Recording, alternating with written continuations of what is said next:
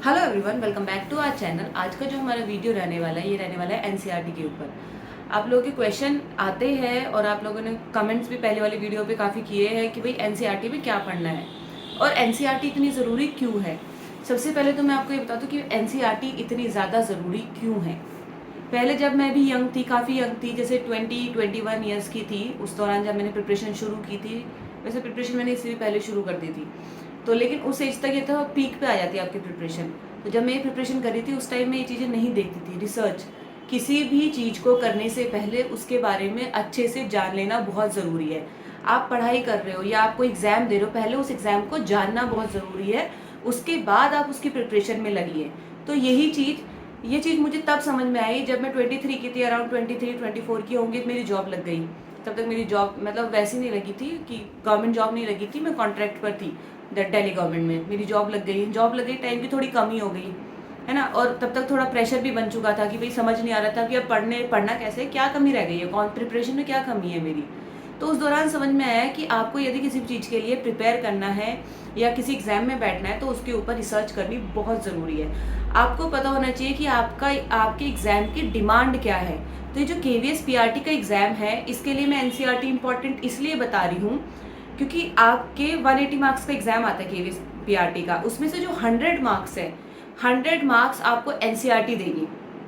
अब एनसीईआरटी से क्या मतलब है मेरा, कौन सा सब्जेक्ट पढ़ना है, क्या पढ़ना है, कितना पढ़ना है, किस क्लास तक पढ़ना है, ये बहुत सारे डाउट्स हैं आप लोगों को। तो चलिए उन सभी डाउट्स को हम इस वीडियो में 1 बाय 1 क्लियर करते हैं। सबसे पहले क्या पढ़ना है और हमें कौन कौन से सब्जेक्ट पर ध्यान देना है, तो उसका जो आंसर है ये ऑफिशियल डॉक्यूमेंट देगा। आप इस ऑफिशियल डॉक्यूमेंट को देखिए ज़रा। ये जो डॉक्यूमेंट है जो मुझे केवीएस की वेबसाइट से मिला है, इसमें लिखा हुआ है कि जो आपका 80 मार्क्स का आता है सब्जेक्ट कंसर्न, उसमें क्या चेक करेंगे। ध्यान से देखिए, सबसे पहले दिया हुआ है आपका कोर लैंग्वेज कॉम्पिटेंसी। इसमें आपकी हिंदी और इंग्लिश दिया हुआ है अलग से, कि इसमें चेक किया जाएगा आपकी जनरल हिंदी कैसी है और जनरल इंग्लिश कैसी है। देन जनरल साइंस, साइंस में आपकी साइंस चेक करेंगे, मतलब आपको साइंस की कितनी नॉलेज है। देन मैथ्स की जनरल नॉलेज चेक करेंगे आपकी। देन एनवायरमेंटल साइंस की। तो अब ये तो आपका हो गया कि ये चार पार्ट आएंगे आपके उस सब्जेक्ट कंसर्न में 20-20-20 नंबर की। तो 20 का तो आपका कोर लैंग्वेज कॉम्पिटेंसी आ जाएगा, 20 का आपका साइंस आ जाएगा, 20 का आपका जनरल मैथ्स आ जाएगा और 20 का आपका एनवायरमेंटल साइंस आ जाएगा। अब अगली वाला आप ये देखिए, इसमें मैंने दिया हुआ है कि कोर लैंग्वेज कॉम्पिटेंसी में वो क्या चेक करने वाले। जैसे इसमें जनरल हिंदी को ध्यान से देखेंगे तो इसमें दिया हुआ है article, preposition, verb, adjective, tense, मतलब ग्रामर वाला सारा पोर्शन चेक कर रहे हैं और मेथड ऑफ टीचिंग। उसके बाद जो हिंदी पाठ्यक्रम है उसमें भी आपको वही ग्रामर पोर्शन ही है, भाषा, संज्ञा, सर्वनाम, अलंकार, अपठित, गद्यांश। तो ये सब चीज़ें हिंदी में आपकी चेक की जा रही है। दोनों जो ये आपकी कोर लैंग्वेज कॉम्पिटेंसी 20 मार्क्स की है।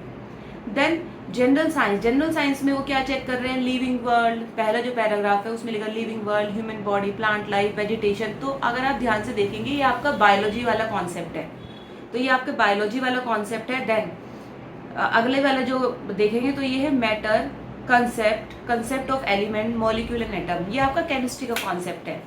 Then motion, displacement, velocity, uniform and non uniform motion, momentum and non, ये सब आपके फिजिक्स के कॉन्सेप्ट्स हैं। तो आपकी जो जनरल ये जो कोर लैंग्वेज कॉम्पिटेंसी है, इसमें आपकी ग्रामर चेक करेंगे। और अगर आप ध्यान से अब अपने पेपर को एक साथ देखें तो आपको ये समझ में आएगा 10-10 नंबर की आपकी जनरल हिंदी और जनरल इंग्लिश पहले भी आ रही है, 10-10 नंबर की वहाँ पर आ रही है, और आपकी 10-10 मार्क्स की यहाँ पर कोर लैंग्वेज कॉम्पिटेंसी में भी सेम ही चीज़ चेक हो रही है। तो आप देखेंगे आपका हिंदी और इंग्लिश, सिर्फ हिंदी और इंग्लिश 40 मार्क्स का आ रहा है, टोटल 180 में से 40 मार्क्स का। देन जब जनरल साइंस है आपका, जनरल साइंस में अगर आप ध्यान से देखेंगे जो कॉन्सेप्ट्स है, ये कॉन्सेप्ट्स क्लास 10 तक आपको मिलते हैं। 9th में वैसे तो आप शुरू से पढ़ते हो, 6th में भी मिलेंगे आपको, 7th में भी मिलेंगे, 8th में मिलेंगे, 9th में भी और 10th में भी मिलेंगे। 9th और 10th में बहुत अच्छे से इनको एक्सप्लेन किया हुआ है। और जो छोटी क्लासेस है उसमें एक तरह से इंट्रोडक्शन दिया हुआ है, फिर थोड़ा सा बढ़ा दिया, फिर आगे जाके फिर थोड़ा सा उसको इसके लेवल को थोड़ा और बढ़ा दिया। तो इस तरह से आपको साइंस की जो एनसीईआरटीज है 6 to 10 बहुत अच्छे से पढ़नी है, बहुत अच्छे से पढ़नी है। साइंस की एनसीईआरटी 6 to 10 ये 20 मार्क्स की आती है।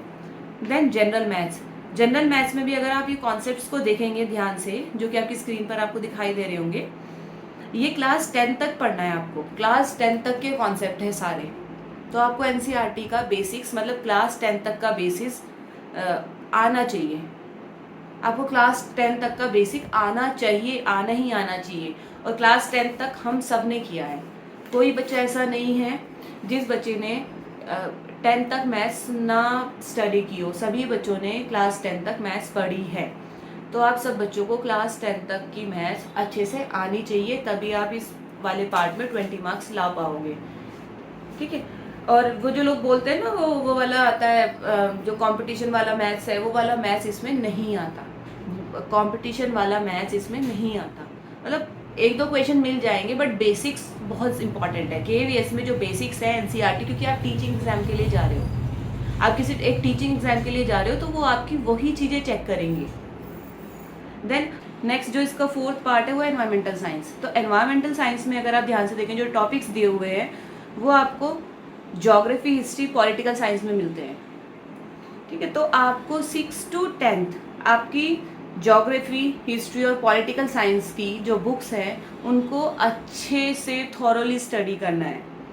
प्लस इसमें थर्ड टू फिफ्थ की ईवीएस की बुक को भी बहुत अच्छे से पढ़ना है। समराइज कर देती हूँ मैं कि आपकी जो एनसीईआरटी है वो बहुत ज़्यादा इंपॉर्टेंट क्यों है। देखिए, हिंदी और इंग्लिश में तो एनसीईआरटी वो रीडर वाला पोर्शन तो वो देंगे नहीं आपको कि लिटरेचर पूछ रहे, वो वाली चीज़ तो नहीं आएगी, वो ग्रामर ही आएगा। जो आपका जनरल हिंदी, जनरल इंग्लिश वो 40 मार्क्स का आ रहा है। ठीक है।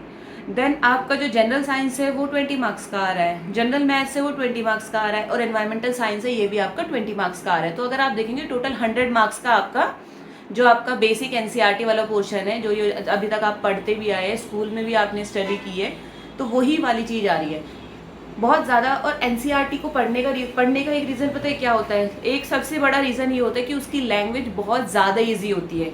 एनसीईआरटी जब बनाई जाती है वो इस तरह से बनाई जाती है कि कोई भी बच्चा, अपने लेवल का बच्चा, अब जैसे 6th क्लास का बच्चा है तो हम 5th क्लास के बच्चे से ये चीज़ एक्सपेक्ट नहीं करेंगे कि वो 6th क्लास की बुक पढ़ ले या 7th की बुक पढ़ ले, बट 6th क्लास का एक एवरेज बच्चा ईजिली उस बुक को पढ़ सके और समझ सके। इस तरह से इस लेवल की बुक्स बनाई जाती है, उनका लेवल भी यही रखा जाता है। और उसको आप पढ़ेंगे, आपको तो लेवल बहुत ज़्यादा है उन बच्चों से।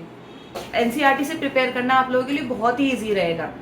किसी और एक्स्ट्रा आप बुक ले रहे हैं, कोई सप्लीमेंट्री बुक ले रहे हैं, उससे उसके कंपैरिजन में, क्योंकि उसमें लैंग्वेज थोड़ी वो अच्छा दिखाने के लिए, मतलब कुछ तो उनको डिफरेंट दिखाना ही है ना बुक्स में, तो नहीं तो लोग खरीदेंगे कैसे।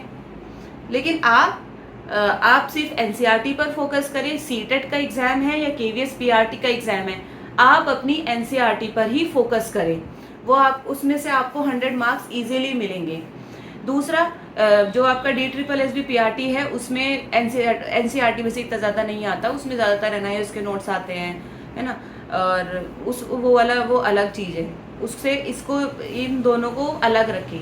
केवीएस का जज करने का तरीका DSSB के जज करने के तरीके से अलग है। केवीएस जाता है अच्छे कॉम्पिटेंट टीचर्स जिनको अपने सब्जेक्ट की पूरी नॉलेज हो। ठीक है। और जो DSSB है उसका कुछ और क्राइटेरिया है। अभी हम इस वीडियो पे सिर्फ केवीएस पीआरटी के ऊपर बात करें तो हम केवीएस पीआरटी पर ही रहेंगे। और थैंक यू वेरी मच, आप लोगों ने वीडियो पूरी देखी। अगर आपको कंटेंट अच्छा लगा तो लाइक कीजिए और सब्सक्राइब कीजिए, शेयर कीजिए। Thank you very much.